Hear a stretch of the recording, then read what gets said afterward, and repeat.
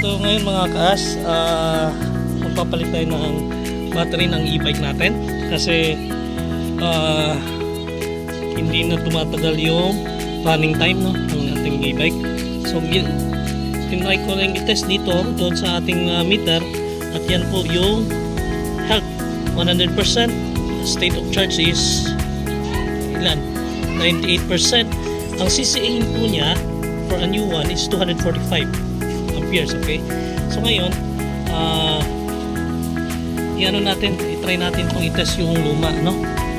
Malalaman nyo yan kung palitin na kasi pag tumatakbo na kayo biglang bubulusok pababa yung charge. So ibig sabihin hindi niya na kayo sustain, no? Though nagcha-charge pa rin siya pero hindi na niya kayo sustain. So try natin to luma. Okay, so check din natin auto of vehicle, tingnan natin CCA. So i-test natin na nasa 100 amp kumari ako. Testing siya. Ayan po ang result. So state of charge is 100%. State of health is 100% but state of charge is 98%. Ang CCA lang po nito mga kaas is 121 amperes. So ibig sabihin pwede pa talaga siya, no? Kasi state of health is 100% pero mababa na talaga yung CCA niya. So malamang dito hindi pa sira to, pwede mo pang lagyan ng distilled water, no? Or battery solution. Okay, so yan po ang pinagkaiba, no? Though ito naman kasi is 20 AH, ito 25 AH, pero dapat yung kalamangan nila hindi ganun kalayo, hindi more than 50, no? 50 karaniwan kung 5 AH yung ano, 30 to 50 CCA amperes ang dapat yung difference. So ito medyo okay pa to. So ito lahat iti-testing ko, titingnan ko dito kung alin yung isa-isa dito yung talagang wala ng na hindi na kayang kahit lagyan natin ng distilled. So ito mukhang pwede pa to, pwede pa natin iangat to. Okay, so standby.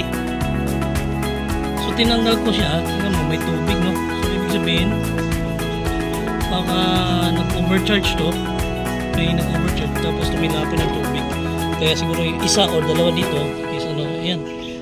Pag pinsin mo parang lumolobo na siya. Ayan, may tubig. So baka kailangan lang nito is dagdag tubig lang. Ayan, 23 AH pala to, so dapat mas malapit pa kasi 23 AH, ito 25 AH lang eh, no? Diba? So dapat ganyan, hindi kalayuan. Okay, pupunasan natin yan para hindi siya mag-oxidize kagad sa mga electricals natin. Alright, so ito po mga kaas yung mga CCA nya, 83, 121, 43, 117, 44. Ito yung mga luma na, no? Yung state of health tingnan mo 44 din, ito 83 din, habang ito 47 na lang. Dalawa yung 100, no?